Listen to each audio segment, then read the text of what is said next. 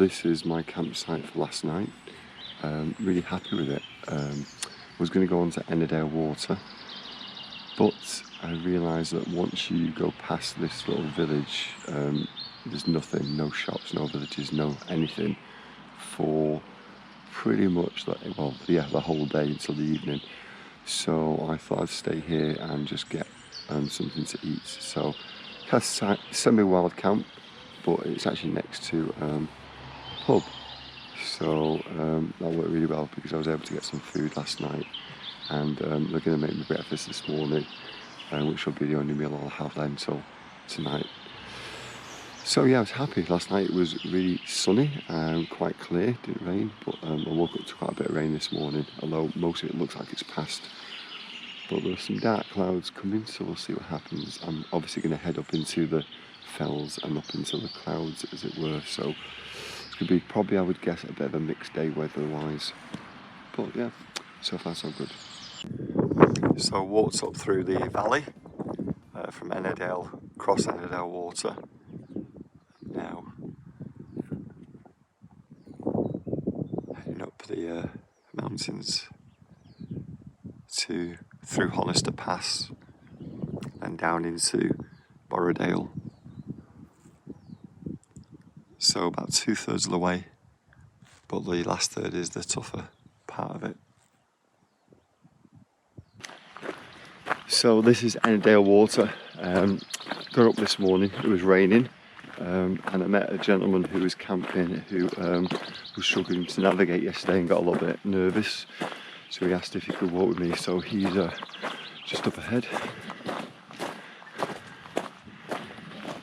And last time I went that side of the lake for a change, we decided to go this side of the lake. So yeah, so the weather's great. I can't believe it, because for the 2 weeks of being here, it's been pouring down, and then we've been really blessed. So today, praying again for schools, just raising awareness again of this incredible missed opportunity. Yesterday I did a little lesson for the day, and today I'll do a little lesson for the day as well. So I'll see what occurs to me on this walk, see what I feel drops on my heart to share with you, just about, you know, pursuing your dreams. But yeah, so far so good. My ankle feels good today. The first half of this walk today is low level, so there's not a lot of scrambling or climbing or anything, so I'm hoping it'll give it a chance to rest from yesterday, and then we'll see how we do the second half of the day, I guess. But look how still it is, absolutely beautiful.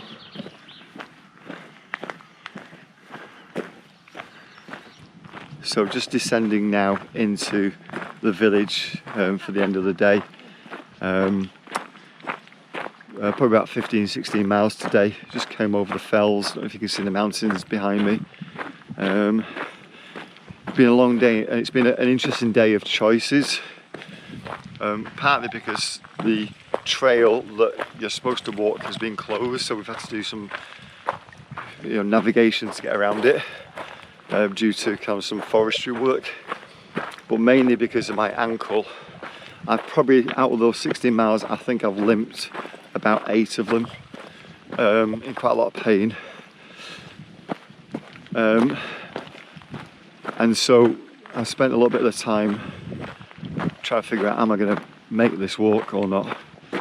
I know I'm fit enough. When I'm not in pain, I'm just not tired at all. The end of yesterday wasn't tired at all. End of today, not tired at all.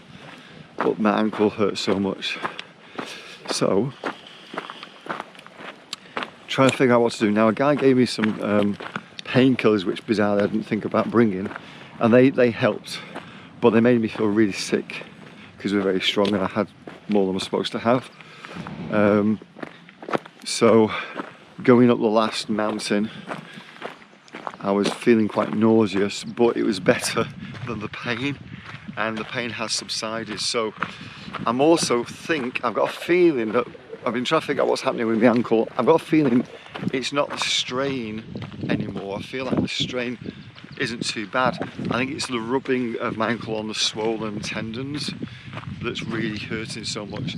So I'm pondering, thinking, do I and maybe get a trail shoe, cheap trail shoe that undercuts underneath my ankle so it's not rubbing. But the worry with that, of course, is that means I could easily sprain it again. So I don't know what to do, to be honest with you. I've just got to think that through, pray that through. But somebody said to me, one of my staff said, "Hey Paul, what's the B plan?" And I said, the B plan is epic failure. I have to do this. We've got too many people around the world praying, too many people watching, and so many partnerships now as well. Sorry about that, that's because we're getting into the village. So many partnerships as well. Mums in Prayer, fantastic. Audacious Church, Sitting on a Hill Church, lots of churches all around the world getting involved. And so I have to do it. So by hook or by drug, I'm going to make this walk. And I feel like with my ankle I don't really have a choice, to be honest. So I can choose the route, but I can't choose whether I do it or not, it seems to me. So if you're watching this after I've done the walk and I've succeeded, and thanks for the prayer. If you're watching this after and I didn't make it, at least you know why. Okay, so I spent a fair bit of today wondering whether I'm going to make this through hike because of my sprained ankle. Spent about half the walk limping. Staff member said to me, "What's the B plan, Paul?" And I said the B plan is epic failure because sometimes I throw my cap over the wall. It's based on a story of a young boy who wanted to climb a wall but was too scared to, so he took the cap that his parents told him he must never lose and threw it over the wall, which kind of forced him to go and climb the wall. And as much as that puts you under pressure, sometimes it forces you to do things you know you should do, but you wouldn't do unless you kind of made a public, in my case, declaration. So everybody knows I'm doing this. And I've probably gone after more things I normally would because I've thrown my cap over the wall. Don't know what that would mean to you, to do something maybe that forces you, that kind of gives yourself a no way back scenario. But sometimes you have to do it, and sometimes it really helps. Not always, you have to know when to do it and when not to. And hopefully I got it right this time.